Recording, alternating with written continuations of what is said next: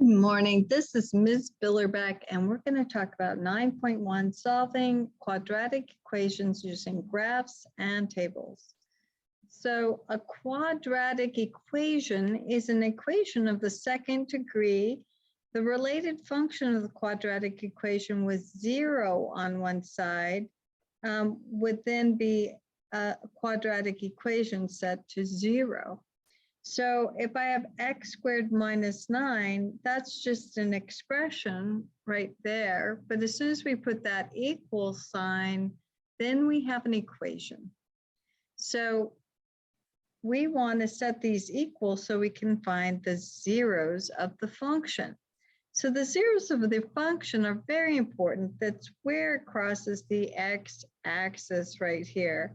So in this case, this one's going to cross 2 times because 3 squared is 9 and 9 minus 9 equals 0. And the quantity -3 squared, so -3 times -3 is also 9. So 9 minus 9 equals 0. So these would be zeros of the function, and this is what it would look like. And we see that the y-intercept at -9 here is right between the two. So that's the actual vertex as well. Let's take a look at an example here. Right, so we're going to use Desmos, and we're going to look at 3 different cases of the zeros of a function.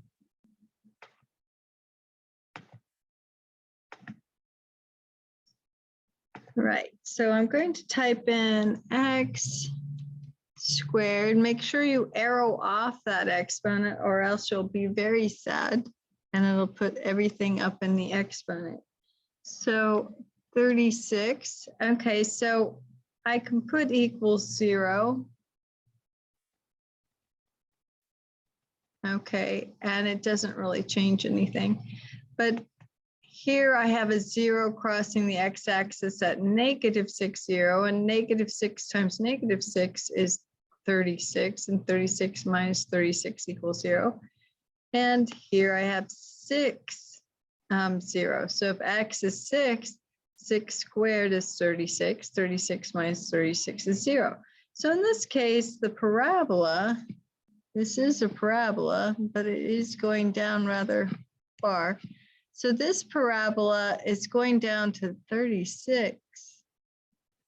It should go, oh, I see, with the equal sign, it gets a little crazy. So let's go like that. There we go. So now we have a nice parabola. So be careful of those equal signs. So we do have a vertex right here at 0, -36, because that's the y-intercept. And these are equally balanced around the y-intercept. Okay, so then if we have the equation x squared and then plus 6x plus 9, whoops.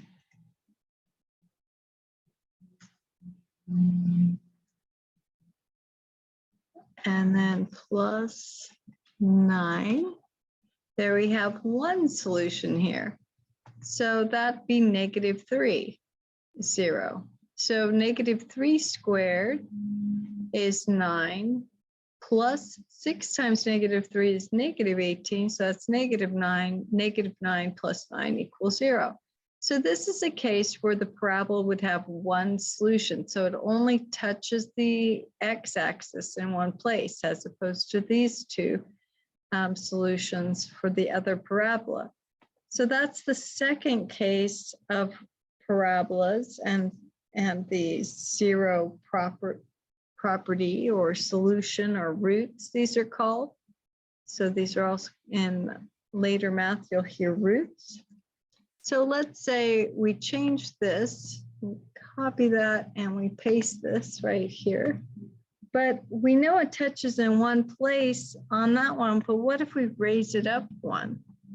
Now it's not touching at all. And its vertex, the minimum, is -3, 1. So it never touches the x-axis. So this one has no real solutions. Of course, in math, we have figured out how to create a solution to something like this. So it's not a real number. We call them imaginary numbers, but you'll learn about that later on in math. So let's take a look at another way we can find solutions. So this way, we've looked at how you can graph it and find solutions, 1, 2, and 3 solutions, and no solution at all. And now let's look at how we can find a solution using a graphing calculator. Right, so I've already put in the first one in here. So let's take a look at the y equals. So we have the equation right here at 4x squared minus or plus 3x minus 7. So it says to round this to the nearest 10th. So we're going to go to the table set, and we want to start at 0. And we're changing our table values. The delta, remember, is changed, so by a 10th. So now let's go to the table, so second table, and we see various values here, and we can track this. See how it's way up there at negative 0.1. It's at negative 7.2. So it's getting very far away from the x-axis on the y. So let's try to move in closer to the y-axis and see how it's getting closer. Oh, there we go. We have our first 0. So that particular one is when x is 1, we have a 0. Okay, so we can put that into our chart. Now, let's look the other direction. So we can see it's a parabola, so it's going to get very, very low, and then it's going to start going up. So, oh, there it was. So let's go back to where it started going up. So this is the lowest point. See how it's negative 7.54 on one side, negative 7.5 on the other. So now as we move this way, we should see another 0, and see how the y values are getting closer and closer to y equals 0. Oh, there it is. Okay, so right here and here, we have negative 7.0 and the output's negative 0.54, but just at negative 1.8, we have 0.56. So we have a sign change right there, and that means that it just crossed the x-axis. So that means there's a 0 right between them. So it's probably at very close to negative 1.75. But because they said answer to the nearest 10th, the negative 1.7 is just a little closer to the 0 than the negative 1.8 because it's a larger distance away from 0. So we're going to write here that it's 0 at negative 1.7. Okay, so we can find our zeros using tables like this. Now let's take a look at this one.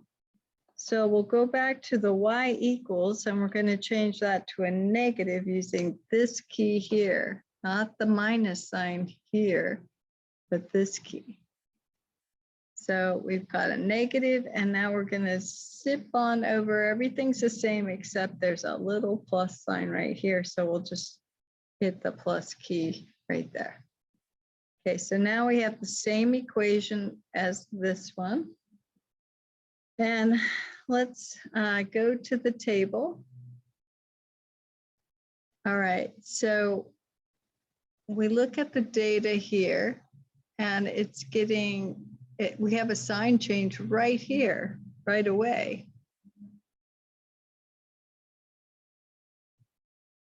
So right there, that's negative 0.36 on that side and 0.25 on that side.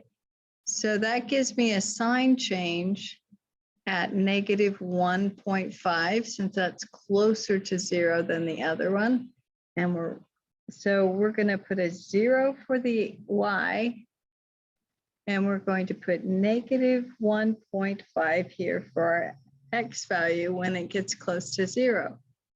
So let's take a look and see what's going on with the y values. So we're getting bigger, bigger, bigger, bigger, bigger, bigger, bigger. Okay, we're getting really big on that side. So remember, this is going upside down. So we have a y-intercept at 7. So I believe we need to go the other direction now, because it does not. Well, let's just keep going for a moment. Oh, wait, it started going down. Look at this right here. See how the y value is at 9.25, but here it's at 9.24, and right here it's at 9.24. So this is the exact vertex, because the points on both of these sides are equally balanced, and that's the absolute lowest point. So we just found a vertex at 1.5 and 9.25. So that's really cool when you can see the exact vertex using a table. All right, so now let's sail on down back to the negatives. Okay, here we go. We found it. So it looks like 4.5, the x value at 4.5. And then the y value is 0.25, or it rounds pretty close to 0. So we're going to assume that that's a 0 right there. Okay, so we found our 2 zeros now. The outputs are 0. And let's go look at a real life problem now.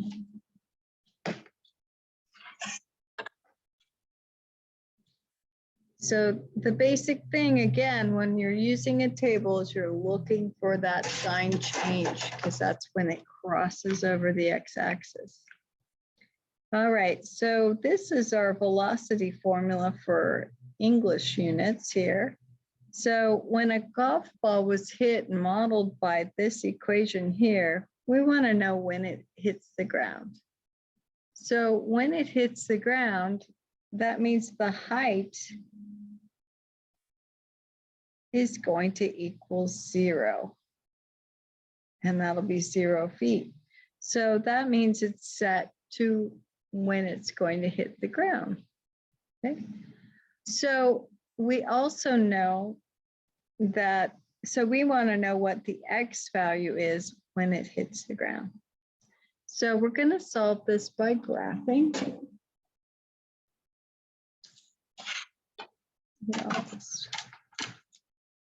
So one thing we do know from this equation right now is we have a y-intercept.